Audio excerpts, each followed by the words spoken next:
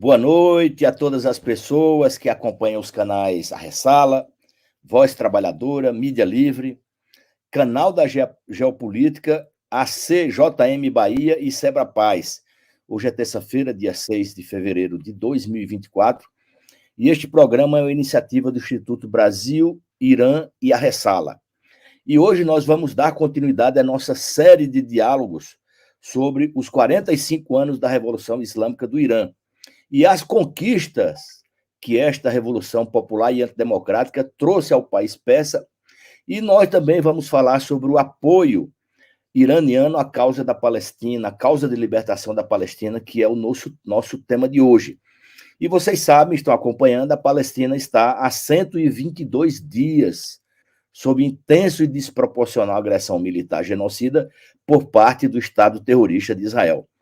Os números são imprecisos, porque a cada hora mais palestinos são mortos e feridos. Segundo o Ministério da Saúde de Gaza, e o nosso convidado pode nos atualizar essas informações, já foram mais de 28 mil pessoas martirizadas, a maioria crianças e mulheres. E temos também mais de 67 mil feridos, além daquela tragédia que são as centenas e milhares de corpos encontrados nas ruas e embaixo dos escombros, sem que pudessem ter um sepultamento digno. E o nosso convidado de hoje para tratar desse tema tão importante é o internacionalista, comunicador popular, socioambientalista e pai da Tereza, Tiago Ávila. Boa noite, Tiago, companheiro, seja bem-vindo. É uma satisfação ter você conosco na noite de hoje. Boa noite, Said. Boa noite a toda a comunidade dos vários canais que estão participando dessa atividade com a gente, toda a equipe também da Ressala, do Instituto Brasil Irã, que tem mobilizado nesse momento a solidariedade entre os povos, a partir dos povos, num momento tão decisivo das grandes batalhas do nosso tempo, né? Said, é um prazer estar aqui contigo, você é uma referência para mim de tantas lutas internacionalistas e fico muito feliz da gente poder trocar essa ideia. Hoje estou bastante sumido das redes, né? Tanto minha segunda conta do TikTok foi excluída anteontem, e além disso eu tô pai de primeira viagem agora, né? Ainda menos de um mês, então estamos nessa situação. Todo dia construindo canoa com palito de dente. Estou feliz de estar aqui de volta, tanto participando novamente de uma atividade online, mas também, principalmente, estando aqui com vocês. Obrigado, Tiago. Uma satisfação estar conosco. Você é uma pessoa que tem acompanhado este conflito desde os primeiros momentos e mantém tantas conexões internacionais, né? Você, seu canal, suas postagens, as lives que você tem feito e o curso, né, sobre a questão palestina também, que você está realizando neste período, são momentos assim de muito esclarecimento para as pessoas, porque essa questão palestina tem recebido um bombardeio muito grande, bombardeio da mídia hegemônica, dos governos, e também muita gente que poderia estar ajudando nessa luta está recuada ali, escondido, não fala no assunto, enfim.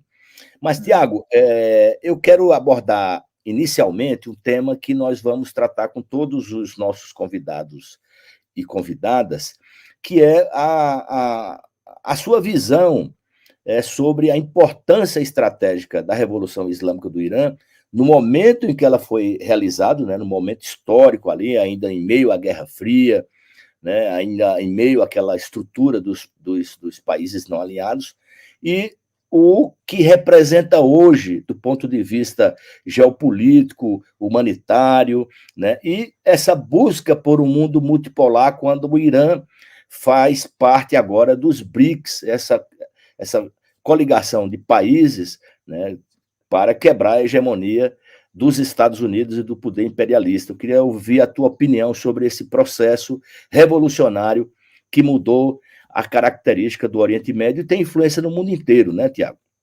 Sim. Muito obrigado, Said. Essa pergunta é da maior importância e eu acredito que é um momento também relevante para a gente conversar com as pessoas mais francamente sobre isso, porque da mesma forma que tem muitas pessoas que têm muita restrição para falar da causa palestina, tem muita gente que tem restrição para falar de toda a Ásia Ocidental, de todos os processos do Sul Global, né? Eu compreendo todos esses países como Sul Global, né? Não é exatamente uma questão meramente ali da linha do Equador, né? Muito mais uma compreensão geopolítica, estratégica e de futuro também, de programa de futuro, né? Toda vez que a gente pensa no Irã, se a gente for olhar pelos olhos, pelas lentes da grande imprensa, essa que é incuravelmente imperialista, incuravelmente sionista também, tanto pelas suas relações de propriedade, mas também pela sua concepção ideológica mesmo, né? São instrumentos ideológicos de uma classe dominante no Ocidente que quer perpetuar esse seu regime de exploração, de opressão, de destruição da natureza terrível, né? Que coloca a maior parcela da humanidade sob a fome, sob as guerras, sob a destruição.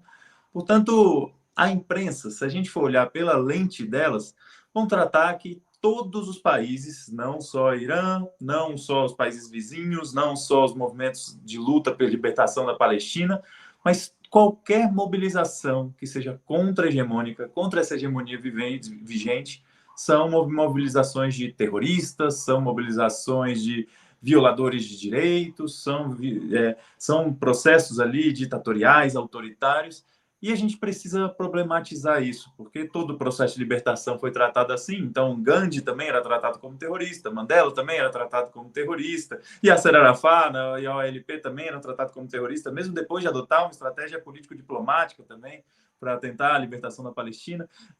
Quilombo dos Palmares, todos os processos de libertação da história da humanidade foram tratados assim. O que é a Revolução Haitiana, por exemplo, como foi tratada pelo imperialismo francês, né? E o que o povo estadunidense, como foi tratado pela metrópole inglesa também, quando buscava a sua libertação. Né? É importante a gente dizer que qualquer processo de luta de libertação é tratado como ditadura, autoritário, violador de direitos, que não deve ser humanizado, que não deve ter seus direitos garantidos. Né? Então, se a gente olhar por esses olhares, vão tratar da mesma forma islamofóbica, orientalista, o Irã, não só o Irã, mas a Palestina, a Síria, o Iraque, o Líbano, a Jordânia e todos os países vizinhos.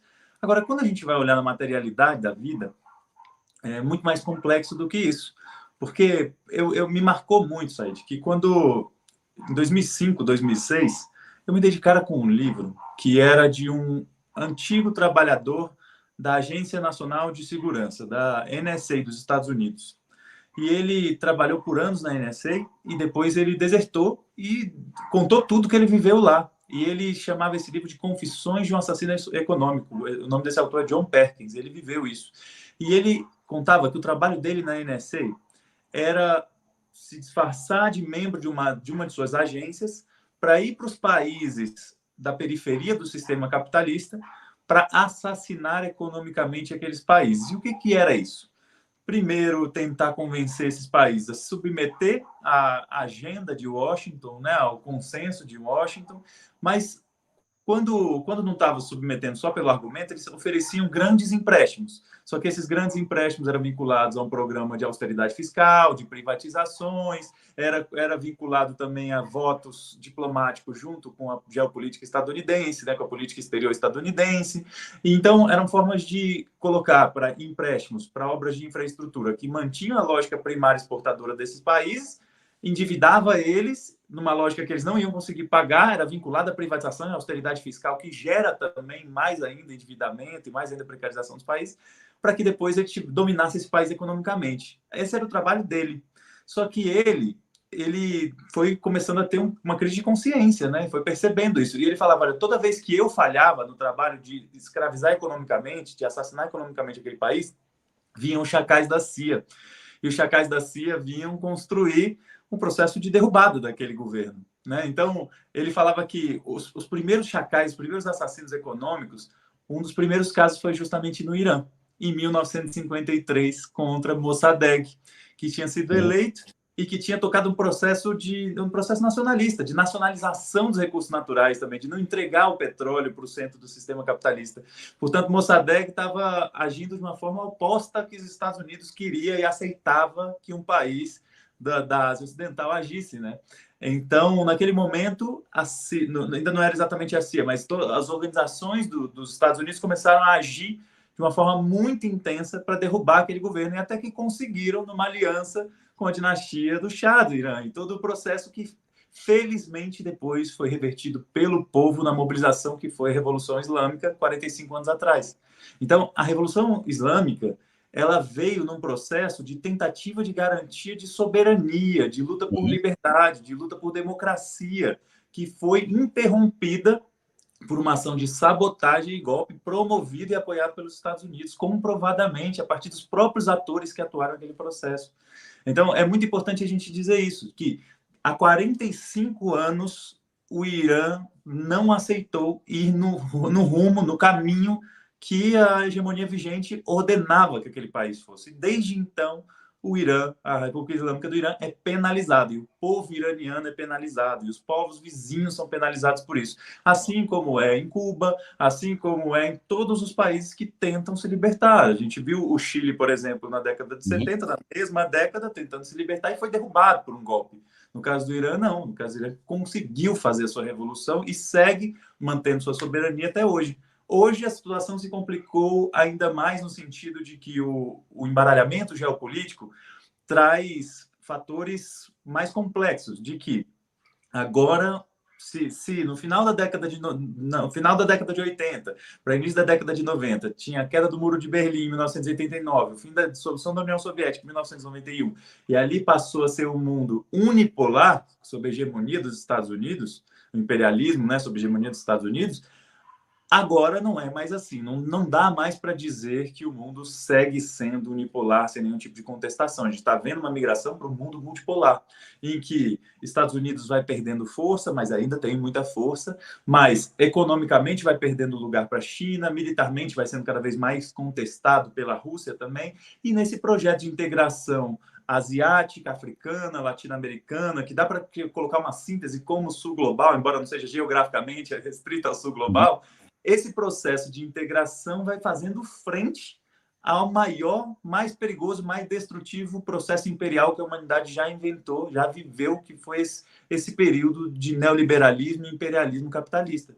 Então, o Irã se coloca de uma forma muito soberana, muito digna, diante de gigantes ali que estão tentando destruir o mundo para não abrir mão da sua hegemonia. Então, a República Islâmica do Irã e o povo iraniano é um povo extremamente corajoso, extremamente solidário com as causas justas do mundo.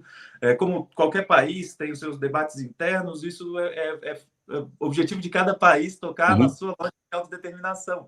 Então, eu sou extremamente grato ao que países como o Irã têm feito, ao que todos os países que estão lutando a luta anti-imperialista estão fazendo nesse momento. Mas o Irã, mais particularmente, porque o Irã tem tido a coragem, enquanto a maior parcela do mundo fechou os olhos para a causa palestina, o Irã não fechou. O Irã seguiu sendo um aliado determinante do povo palestino. Não só o Irã, mas lutadores pela libertação do Hezbollah, lutadores iemenitas, lutadores em Síria, em Iraque. Então, é muito importante a gente dizer que existe um eixo, chamado de eixo da resistência do mundo hoje, que esse eixo está agindo, fazendo o que o mundo se calou e se recusou a fazer, que é buscar promover a paz para o povo palestino e deter o genocídio. Então, sou extremamente grato a todos esses povos e sei que esses povos se inspiram muito a partir do exemplo de soberania e de coragem do povo iraniano.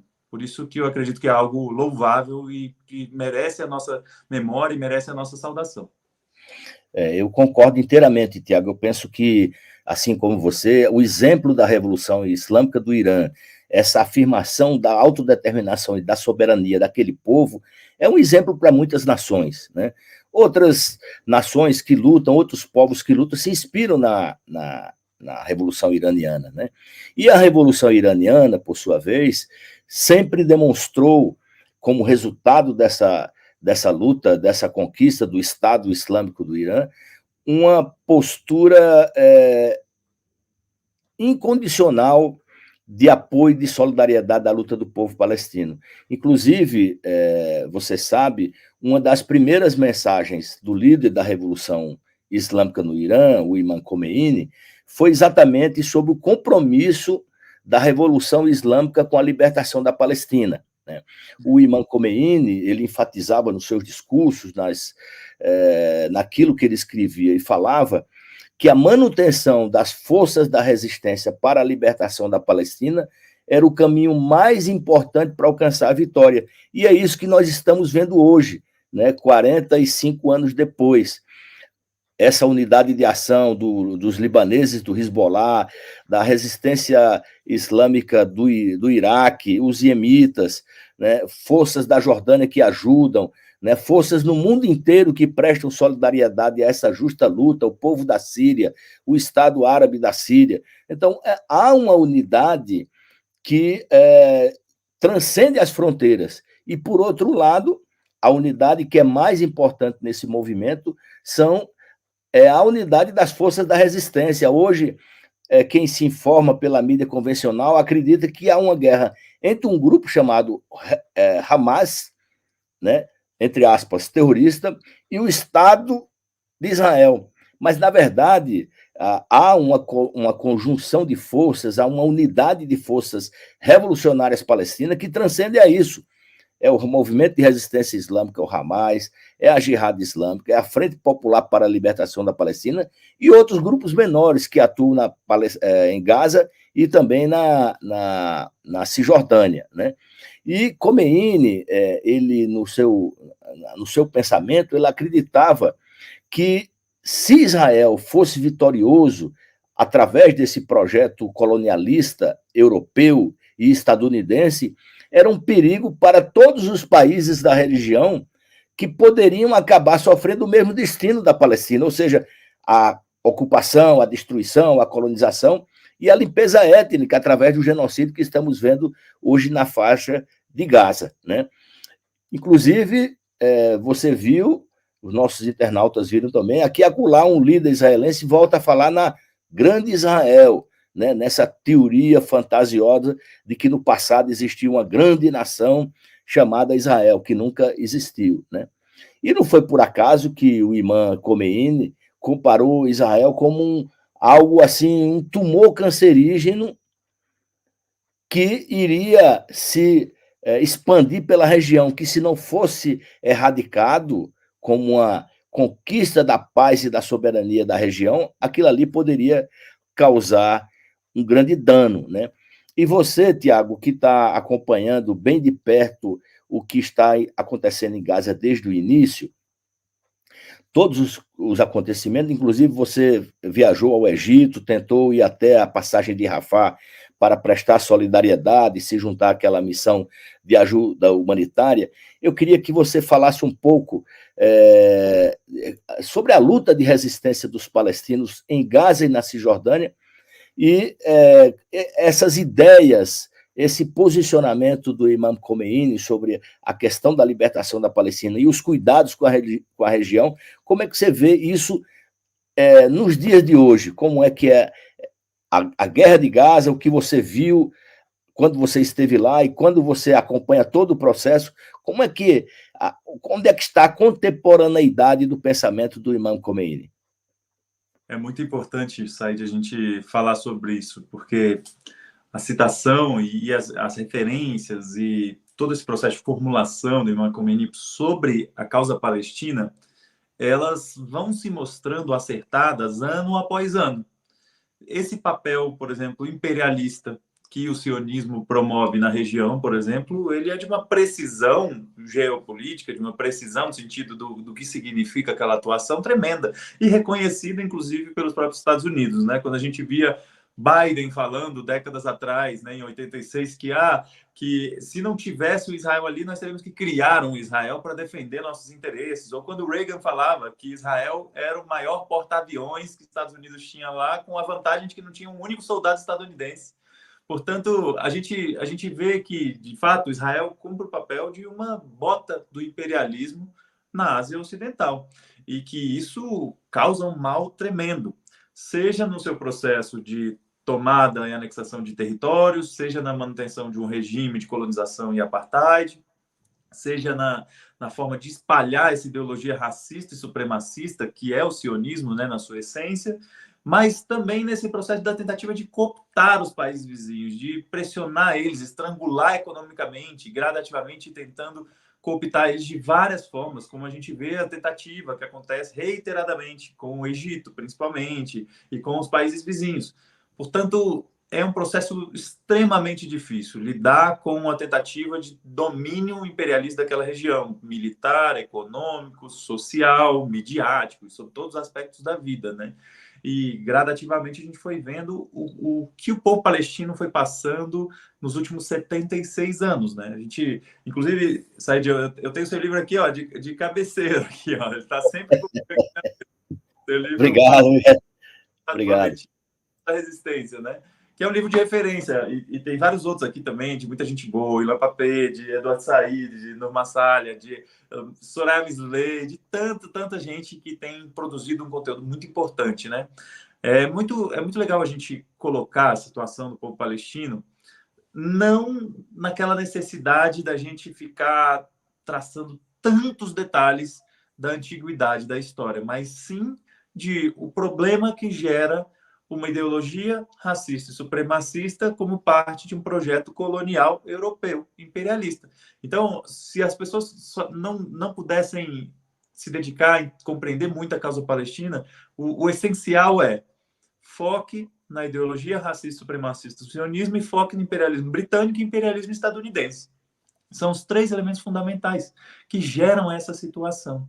E agora, quando a gente considera 76 anos depois da fundação do Estado de Israel, né, da grande catástrofe do povo palestino, onde de 47 e 49 expulsaram 750 mil pessoas de suas casas, a gente vai vendo um genocídio intensificado a uma potência absurda, né, que nesses dias, nos últimos dias, de 7 de outubro até o final de 2023, foi despejado mais bombas em Gaza do que em qualquer outro conflito naquele período, inclusive guerras em andamento, né? Toda a situação da guerra da OTAN contra a Rússia na Ucrânia, e foram mortas muito mais crianças do que todos os demais conflitos naquele momento em andamento. Foram assassinados mais trabalhadores da ONU do que em qualquer outro enfrentamento militar que já aconteceu na história. Uma taxa também de assassinato de jornalistas, de repórteres, maior do que qualquer outro momento da história.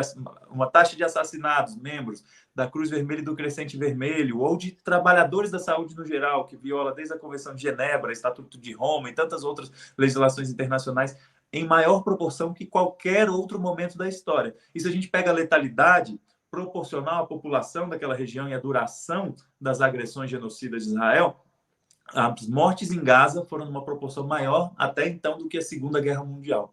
Então, nós estamos falando, de fato, de uma das maiores violações, maiores crimes contra a humanidade já cometidos na história, que é o que o Estado sionista de Israel tem cometido, com aquele objetivo, né, Said, de tomar e anexar território para que ou extermine a população palestina ou expulse de Gaza para o Sinai, no Egito, expulse da Cisjordânia para a Jordânia, e caso alguém permaneça naquela região, os planos de Israel, né? Caso alguém permanecesse naquela região, seria sob total submissão e domínio de um Estado de colonização de apartheid.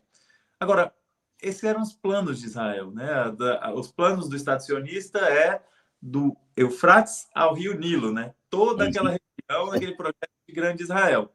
Portanto, é algo que eles dizem abertamente, inclusive, né? Só que os planos das potências imperialistas nem sempre dão certo. E o fator principal para ele não dar certo é a resistência popular, é a coragem dos povos na sua luta por libertação. E é exatamente o que está acontecendo. O povo em Gaza, numa intransigência em permanecer vivo apesar do genocídio, numa intransigência em manter seu território apesar do tamanho poder bélico que está sendo empregado ali, é uma coisa impressionante, que a história do mundo vai contar essa história, e não vai contar como as lentes da imprensa sionista conta, mas vai contar como um povo que enfrentou uma das maiores atrocidades, uma das maiores covardias que a humanidade já viu, e que resistiu e que nesse momento está vencendo, porque Israel alega objetivos de recuperar reféns, né, prisioneiros de guerra, e recuperar reféns e destruir a força hegemônica daquela região, que é o Hamas. Não conseguiu atingir nenhum desses dois objetivos e nem vai conseguir, porque tanto a tática e a estratégia militar adotada não é buscando recuperar refém nenhum, nem prisioneiro nenhum, inclusive criam barreiras, por exemplo, o cessar-fogo permanente, que é uma das exigências do movimento de libertação para que seja feita uma troca humanitária de prisioneiros, e Israel considera isso como inaceitável, como também, ao longo desses já quatro meses, não tem conseguido debilitar de forma significativa as forças de resistência lá. Ao contrário, as forças têm aprendido a lidar com aquele material bélico, a destruir os tanques Merkava, a frustrar as incursões militares deles, a cada vez mais frustrar as implosões de prédios que eles estão fazendo, inclusive com algumas tentativas disso, que as próprias tropas israelenses foram soterradas nos prédios que eles mesmos iam explodir. Portanto, os povos têm dado um exemplo, assim como em 2006 no Líbano, o Hezbollah, a partir dos túneis, a partir de táticas de guerrilha, ensinou para o mundo como derrotava aquela força militar. Assim como no Vietnã, o povo vietnamita ensinou como derrotava o imperialismo estadunidense, assim como em Cuba, o povo cubano ensinou também como derrotava uma ditadura militar e depois derrotava uma invasão estadunidense em seu território. Então, a história do povo palestino vai ser contada no capítulo das lutas de libertação da humanidade. Eu tenho certeza, Said, que vamos contar isso como um caso que foi vencedor. Agora tudo parece muito difícil, os custos em vida são imensos, imensos, imensos, numa proporção inimaginável, extremamente cruel, mas o avanço que tem tido na consciência global do povo trabalhador, não dos estados nacionais, que pensam nas suas eleições, nos seus financiamentos de campanha, nas suas relações de classe ali, da classe dirigente, mas o povo, na sua consciência de classe, uma consciência internacionalista, deu saltos de abertura, de reflexão e compreensão da causa palestina que não tem mais volta atrás. Israel nunca mais vai conseguir exercer aquela sua narrativa mentirosa de que é um povo indefeso, atacado por vizinhos hostis, de uma religião violenta, de uma origem étnica árabe violenta. E isso não vai acontecer mais. O povo, felizmente, no mundo, ao redor do mundo, compreendeu o que é genocídio, limpeza étnica, um estado de colonização e apartheid, promovido não por judeus, promovido pelo sionismo, uma ideologia racista e supremacista, e que, felizmente, cada vez mais judeus estão lutando junto essa batalha também pela libertação do povo palestino e contra esse estado ditatorial e autoritário que é Israel. Pois é, judeus no mundo inteiro têm se pronunciado, têm se manifestado, né? Manifestações gigantescas nos Estados Unidos, dizendo o que esses assassinos estão fazendo não é em nosso nome.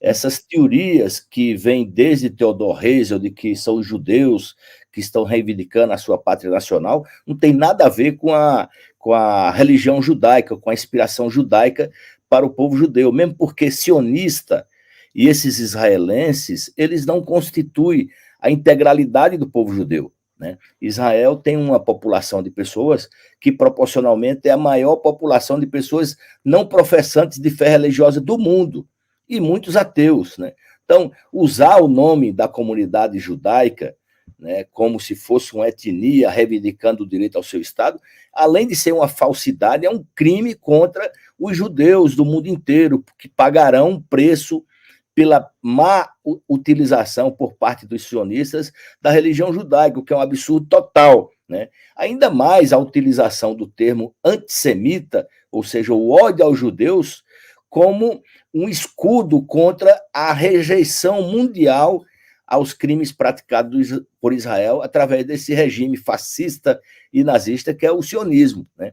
E isso vai gerando, Tiago, um duplo olhar no mundo, estimulado pela mídia e pelo senso comum global, né, a partir dessas narrativas disseminadas pelos sionistas, e cria, por parte de governos, de partidos políticos e de muitos políticos, inclusive que estão aqui junto conosco, já lutaram junto conosco em muitas causas, né, uma dupla interpretação do que está acontecendo, né? Uma dupla interpretação errada, né?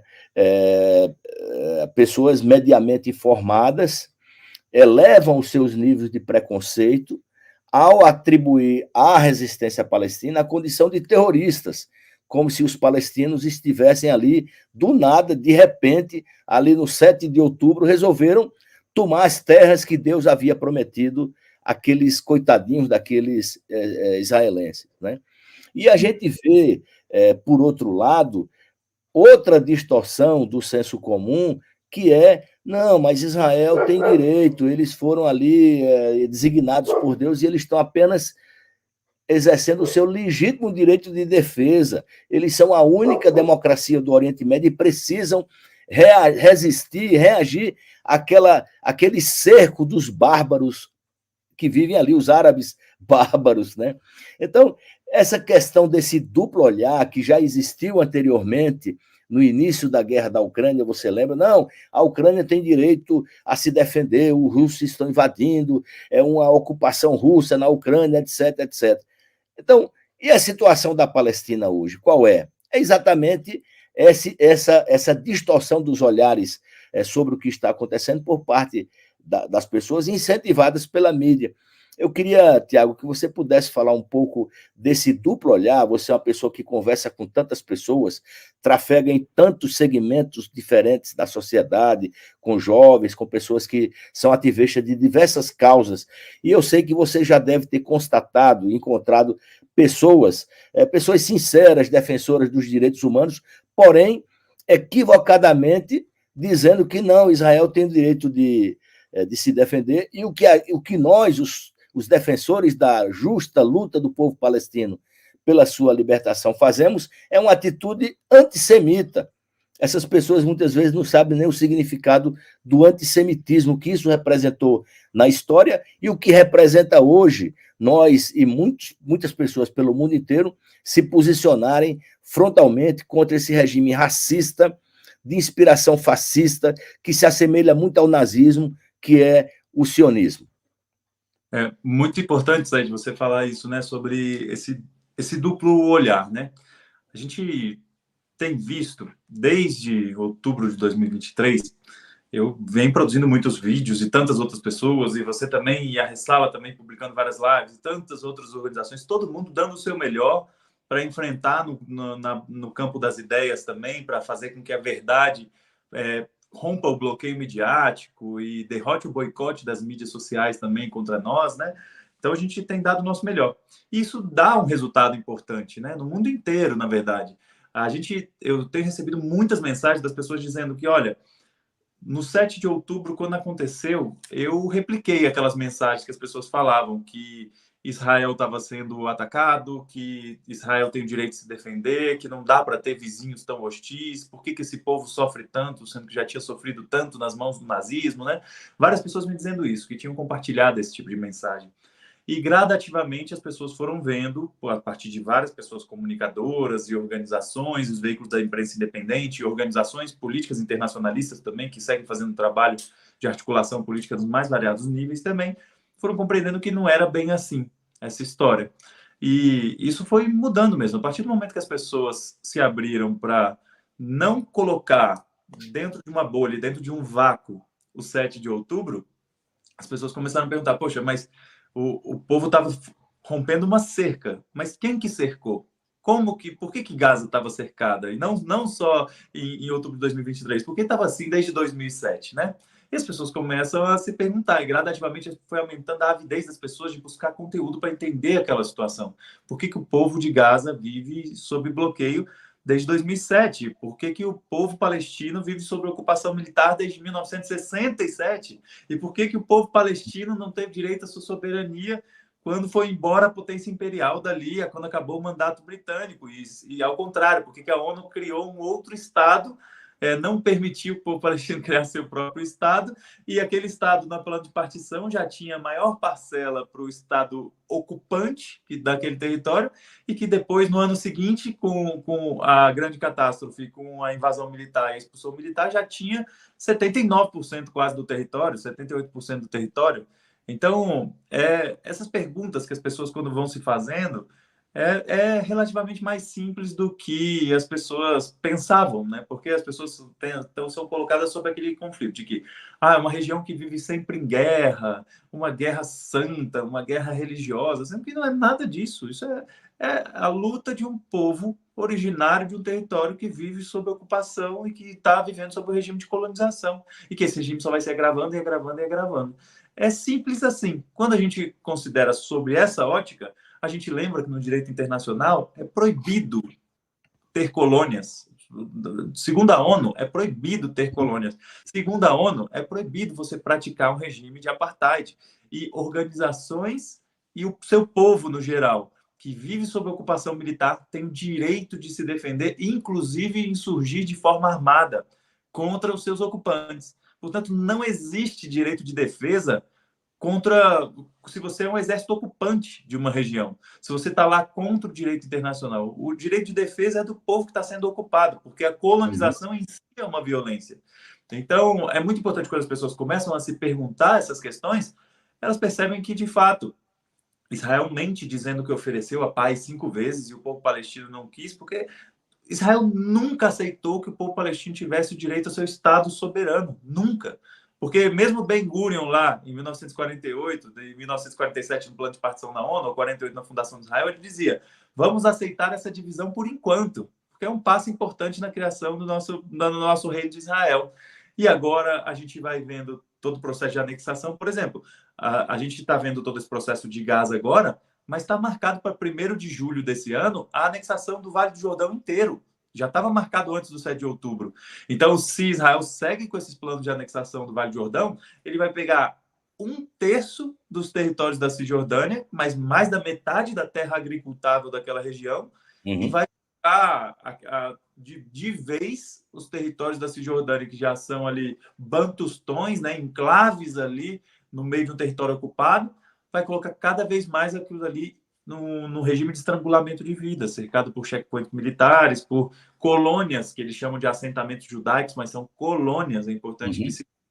e que são subsidiadas para trazer pessoas, subsidiadas na acesso à água, empréstimos sem juros, a garantia de emprego, a todo tipo de material ali, de estrutura, de moradia, de comércio, de lazer, para que seja promovido pelo Estado esse regime colonial. Não é o Estado de Israel, ele tenta se isentar, falando que as pessoas que estão nas colônias são fanáticos religiosos. Isso não é verdade. Tem sim muitos fanáticos religiosos, mas é uma política de Estado promover. Tanto é uma política de Estado promover que logo depois do 7 de outubro, o que Itamar Ben-Gvir fez? Distribuiu mais de 10 mil fuzis para os colonos executarem o que eles estão fazendo na Cisjordânia agora, que já mataram mais de 400 pessoas. Pois é, essa política de agressão aos palestinos, como você falou, é uma política de Estado. Não é à toa que o Estado de Israel, desde os primeiros anos da escola israelense, vai ensinando as crianças a odiar os palestinos, aquelas pessoas que vivem no mesmo território que eles vivem. A política do ódio contra os palestinos é uma política de Estado, né? Não é uma política dos palestinos, não é uma política dos muçulmanos, não é a política do Irã, né? É sabido que no Oriente Médio, fora dos países de maioria islâmica, o Irã tem a maior comunidade judaica, inclusive com o direito a uma cadeira no parlamento como garantia do Estado iraniano. Existe a liberdade de culto para os cristãos, existe a liberdade de culto para os judeus, o que o Estado de Israel não faz. E quando se reclama, diz que é antissemitismo, né? Não existe, do ponto de vista dos árabes muçulmanos, essa contrapartida de perseguição aos judeus por serem judeus. Eles sempre dizem, mas o Hamas tem no seu programa, na sua carta de criação, que eles querem aniquilar o Estado de Israel e matar os judeus, o que não é verdade, muito pelo contrário. Os documentos do movimento de resistência islâmica e de todas as forças políticas da resistência palestina deixam essa questão bem claro, para tirar essa argumentação falsa de que há um antissemitismo da parte dos palestinos. O que o Hamas diz na sua carta de 2017 é que a luta de libertação do povo palestino é contra o sionismo, contra o Estado de apartheid supremacista sionista, e não contra os judeus por serem judeus. Aliás, os judeus, eles são instrumentalizados como parte dessa política genocida de limpeza étnica israelense para eliminar a presença palestina no território da Palestina ocupada. Esse projeto colonialista europeu, que começou lá atrás, né, com a fundação do movimento sionista, depois com aquela doação através da Declaração Balfour, onde o Império Britânico doou um território que não era dele a um povo que não pertencia. E não era nem um povo, era um movimento de europeus que não tinha nenhum vínculo com a Palestina, gente que nunca tinha botado os pés na Palestina. E depois essa gente se associou aos nazistas, como todos sabem, né? E os judeus, eles são instrumentalizados nessa política de limpeza étnica e perante a opinião pública mundial, para dizer, olha, nós estamos aqui nos defendendo, nós estamos exercendo o nosso legítimo direito de defesa. E você, Tiago, abordou muito bem essa questão. A força ocupante, ela não tem assegurado este direito de defesa pelo direito internacional. Ela vai se defender de quem? Dos oprimidos? Isso não existe, o opressor se defendendo dos oprimidos.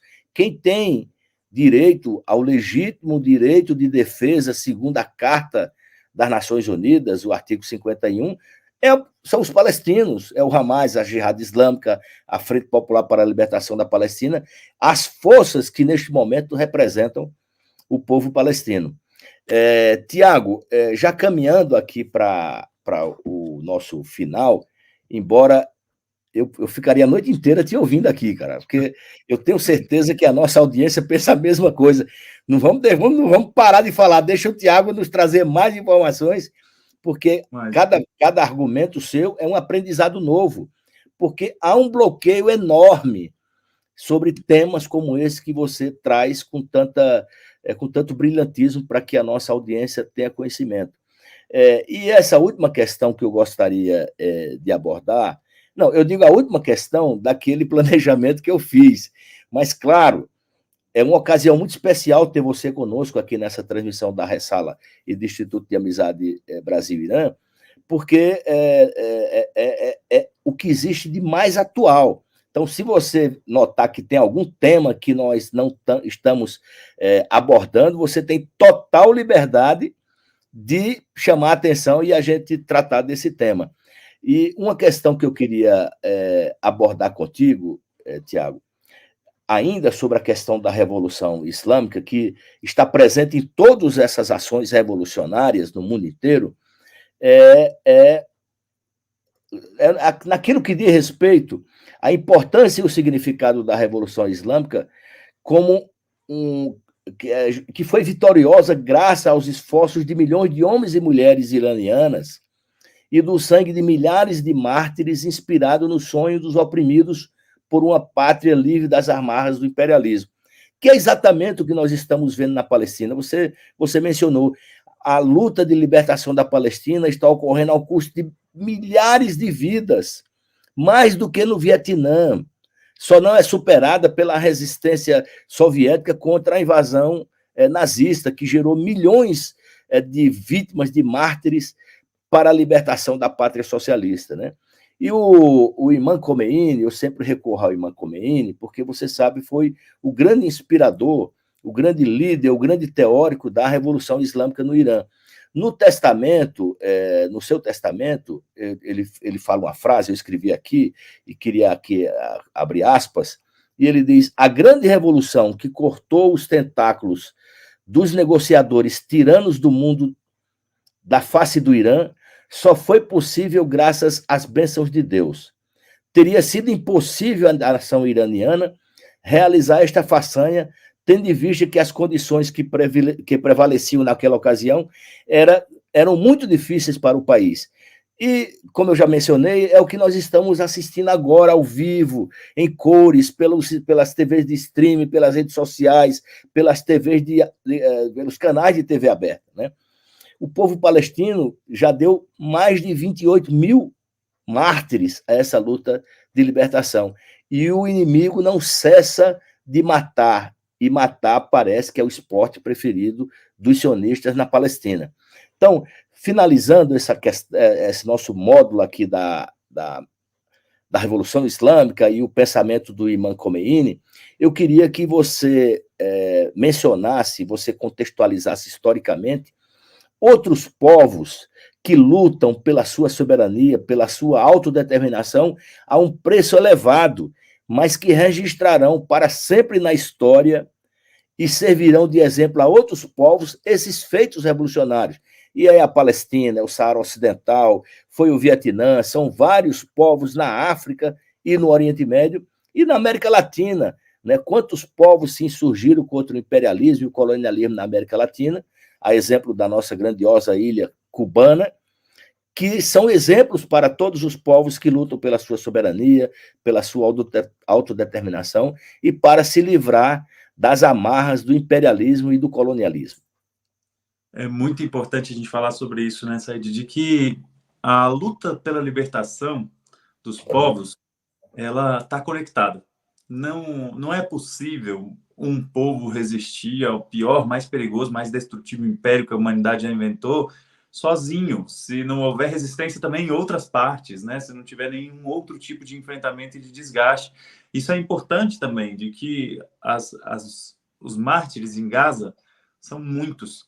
Agora, seriam muitos mais se não fosse o povo libanês mantendo um fronte ativo no norte, se não fosse o povo iemenita mantendo um fronte ativo no Mar Vermelho também, mantendo a solidariedade e o bloqueio ali corajoso, de extrema coragem, que deveria ter sido imposto pela ONU, o bloqueio a armamentos e o bloqueio e o boicote a Israel.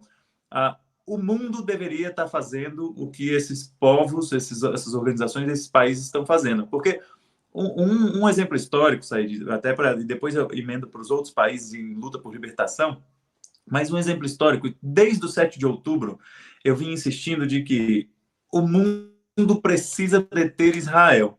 Só que o problema é que os países centrais do capitalismo, o G7, por exemplo, é cúmplice de Israel, né? É parte desse processo, né? É quem manda armas, é quem financia, é quem blinda diplomaticamente. Então, se eles não vão parar Israel, a gente já torna inviável utilizar esses organismos multilaterais, como a ONU, por exemplo, porque nem sempre foi assim.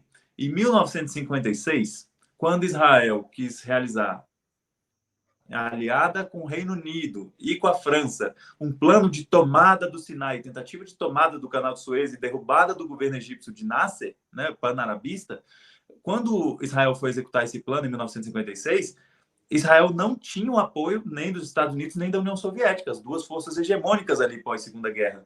Então, naquele momento, não só esses três países, Israel, Reino Unido e França, tiveram que retroceder sob a ameaça de sanção, sob a ameaça de sanções na ONU, mas sanções econômicas também de ambos os países, como foi criada uma força de paz da ONU, que inclusive tinha tropas brasileiras nessa força de paz, que foi lá para a fronteira da Península do Sinai com Israel e que tentou por muito tempo entrar em Gaza. Israel não permitia de jeito nenhum que entrasse em Gaza ali naquele momento. Criou uma série de obstáculos, mas enfim, conseguiu entrar. Mas a força de paz da ONU, ela ficou ali como um tampão para impedir os desejos expansionistas colonizadores de Israel. Então, o mundo deveria fazer o que foi feito em 1956. O mundo mandar gente para Gaza, para a Cisjordânia, garantir fronteiras estabelecidas no direito internacional e não, ao contrário, blindar no Conselho de Segurança com os vetos dos Estados Unidos, ou então blindar a partir de seus veículos de imprensa, ou então tocar todo esse processo de perseguição à luta de libertação, né? Na verdade, enquanto a imprensa burguesa está falando do crescimento do antissemitismo, a islamofobia está disparando, em que, por exemplo, na Alemanha, para você ter o reconhecimento da sua cidadania, você está tendo que dizer que você concorda com a existência do Estado de Israel, onde na França, por exemplo, está sendo criada uma série de restrições, onde no Reino Unido, cada vez mais restrições estão sendo criadas até contra o direito de livre manifestação, onde nos Estados Unidos, reitores e professores estão sendo demitidos, inclusive a reitora da Universidade de Harvard, porque deixou as pessoas se manifestarem justamente contra um genocídio que estava acontecendo. Estão tentando cada vez mais criar restrições nas redes sociais, porque a hegemonia do imperialismo ela se arrepende desse mecanismo das redes sociais ter liberdade suficiente para a verdade ter atravessado o que a narrativa dos seus veículos de comunicação obrigavam eles. Então, para eles já é liberdade demais, mesmo com banimento, mesmo com apagando nossas páginas, a sua página e a minha, Said, foram apagadas nesse período, né? Mesmo com todos os boicotes, com todos os vídeos excluídos, com todas as pessoas que deixam de seguir sem solicitar, com todo o conteúdo que dá problema técnico, todos esse tipo de coisa, ainda assim a verdade foi passando a partir de comunicadores em Gaza e a partir de pessoas no mundo inteiro. Então eles se arrependem disso, eles vão tentando cada vez mais estrangular a pouca liberdade que existia nas mídias sociais, que são grandes corporações e big techs, vai ser cada vez mais restrita ainda, porque eles não querem liberdade nenhuma, eles não querem que o povo possa dizer algo que não seja de acordo com seus interesses. E o interesse deles é manter a dominação e a hegemonia como mantiveram nos últimos 70 anos e querem manter indefinidamente. Então, é importante a gente dizer isso. E, felizmente, tem muitos processos no mundo que se revoltam contra isso. Ao longo desses anos de hegemonia estadunidense no mundo, teve muita luta, e teve lutas em que os povos do mundo venceram, como no Vietnã, como na Coreia Popular, como em Cuba, mas teve lutas que os povos foram derrotados, como no Chile, que tomou o golpe de Pinochet com o apoio dos Estados Unidos, como no Brasil, que tomou um golpe em 1964, na Guatemala em 1954, como em Honduras, e vai por várias vezes, mas de novo em 2009. E alguns países eram derrotados ocasionalmente, mas eventualmente voltavam, como a Bolívia, que tomou um golpe em 2019 e conseguiu retomar o caminho de busca por soberania. A Venezuela, que depois de 1998, quando Chávez foi eleito, tomou um golpe também em 2002 e conseguiu reverter esse golpe a partir do povo na rua, tomando de volta o poder. Então, o mundo se rebela contra a dominação imperial. Em alguns casos, a capacidade organizativa, a mobilização das pessoas, a consciência das pessoas e a disposição para a luta vai conseguir trazer essa vitória. Em outros momentos, essa vitória vai ser adiada, mas ela não é eliminada de vez, porque os povos são destinados a ser livres, porque em qualquer lugar que eles estejam sob julgo colonial ou sob regime de exploração, de opressão, ou tornando a vida insustentável em relação com a natureza, os povos vão se rebelar, porque as pessoas encontram um limite. O povo de Gaza encontrou o limite dos limites em outubro de 2023 e nunca mais vai aceitar aquela situação. Então, é muito parecido com o que o povo Guarani Kaiowá diz. Assim, toda vez que eu vi as imagens do 7 de outubro, me lembrava muito o que o povo Guarani Kaiowá dizia, que é: nós não morreremos educadamente.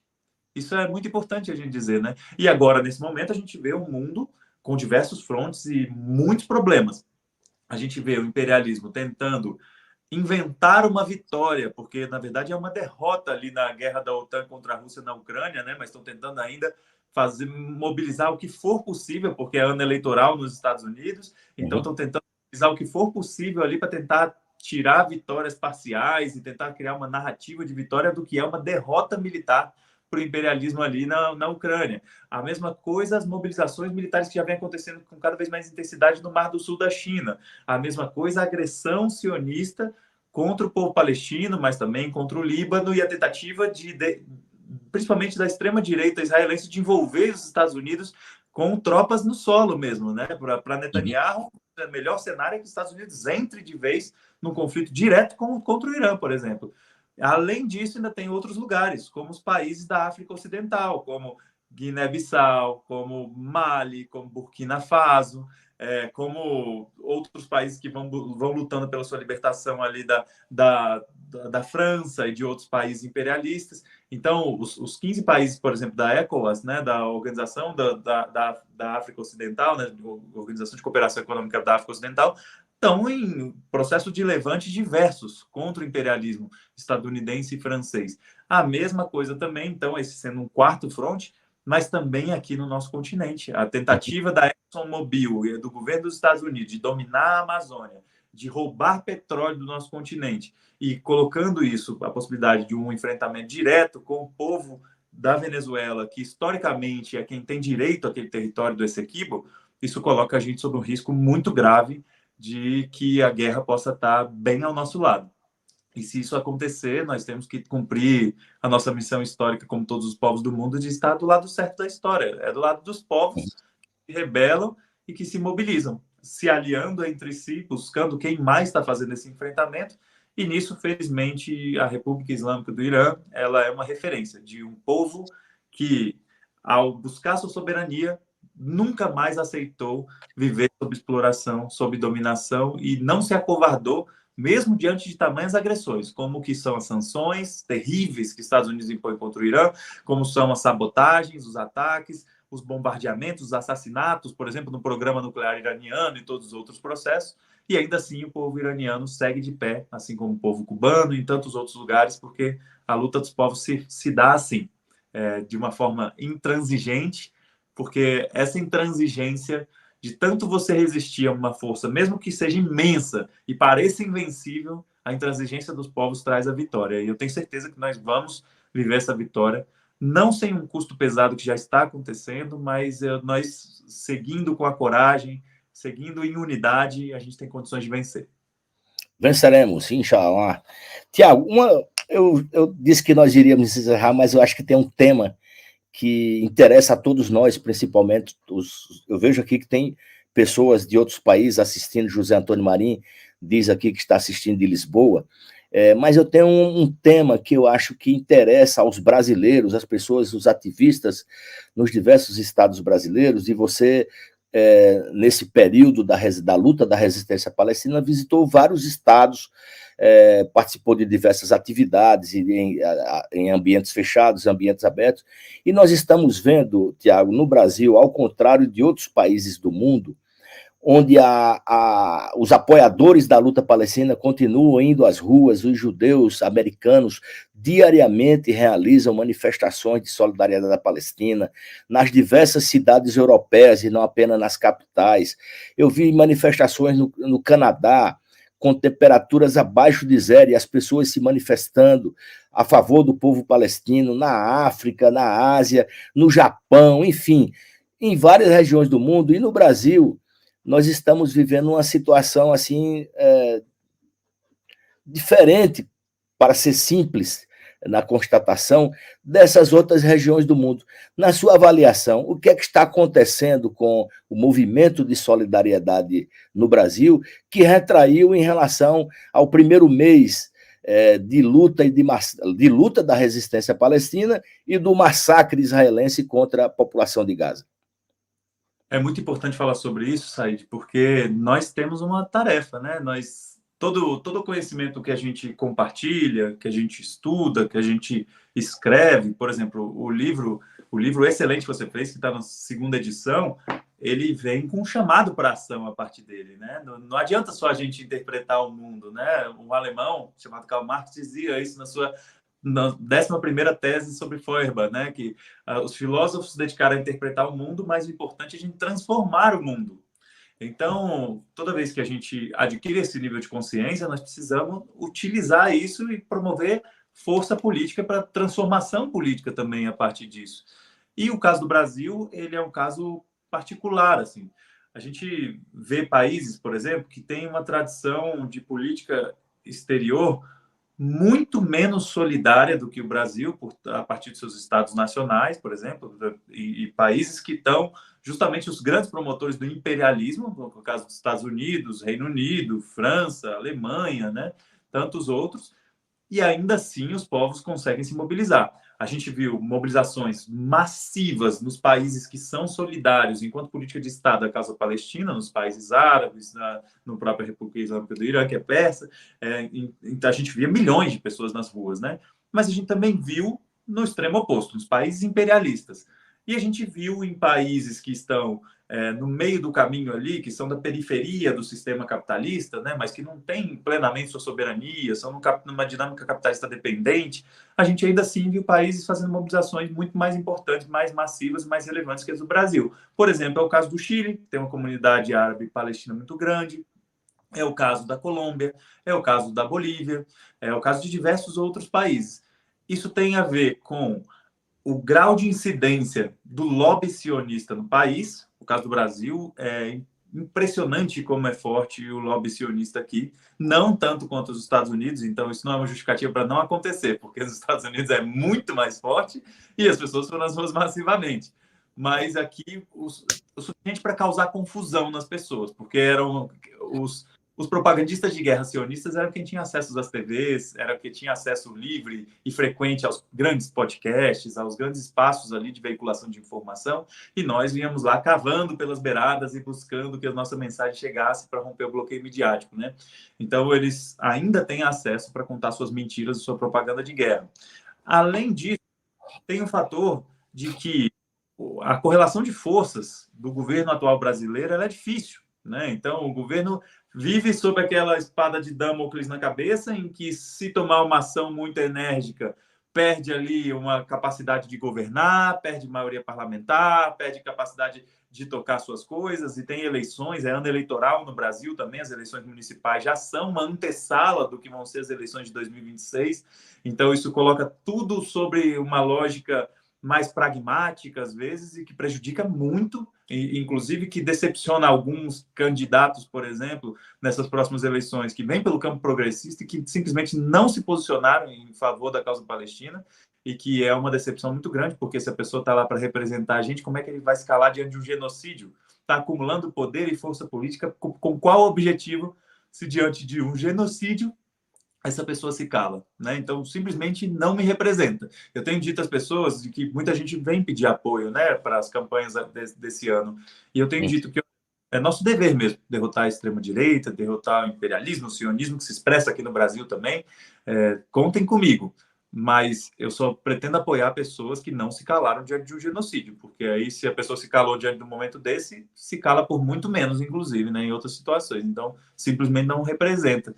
E aí, além disso, tem um processo de desmobilização das forças progressistas, das forças populares. A comunidade árabe, palestina, a comunidade islâmica no geral, né, para ser mais amplo, ela foi extremamente corajosa e solidária no Brasil.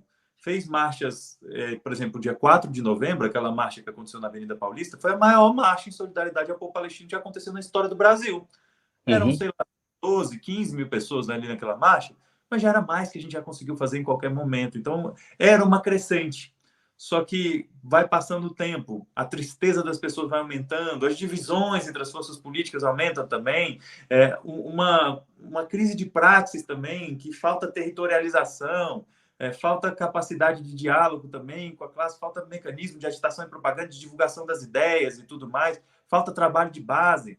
Então, por diversos motivos, as manifestações aqui no Brasil vêm perdendo força. Agora, por mais que perca força nas ruas, o ganho de consciência do povo brasileiro ele é bem concreto, Said. Eu sou bem convencido de que o povo palestino, o povo brasileiro já é bem majoritariamente favorável à causa palestina, não aceita o genocídio que aconteceu e só não está tendo os mecanismos onde expressar isso.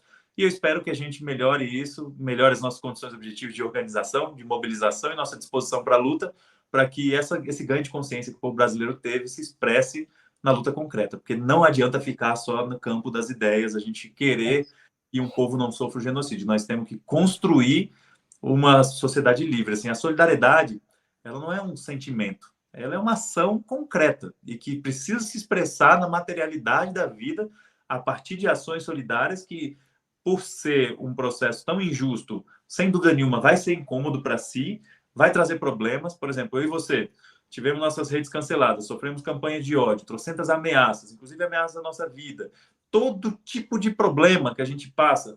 Só que não existe problema maior do que depois de alguns anos a gente tentar deitar a cabeça do travesseiro e pensar o que eu fiz quando estava acontecendo o genocídio da maior mortandade do nosso século. Eu pretendo dizer que eu fiz tudo que eu podia e por isso pretendo seguir assim. Perfeito, perfeito. As forças políticas no Brasil precisam entender esse exemplo que as forças da resistência palestina estão dando e que o Imam Khomeini falou lá atrás. O caminho mais importante para alcançar a vitória é a unidade de ação. Não adianta, eu concordo com você, esse momento não é um momento de disputa política, né? É o momento da gente aumentar a nossa unidade e essa unidade se transformar em ações. Eu acho que é o que ainda não conseguimos concretizar no Brasil.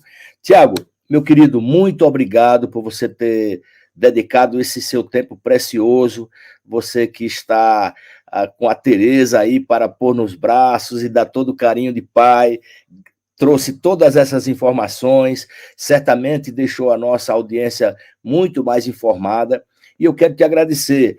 Eu quero agradecer ao nosso querido internacionalista, comunicador popular e socioambientalista, Tiago Ávila, pela participação grandiosa neste programa sobre os 45 anos da Revolução Islâmica do Irã e as repercussões na geopolítica e na luta dos povos pela sua soberania e autodeterminação.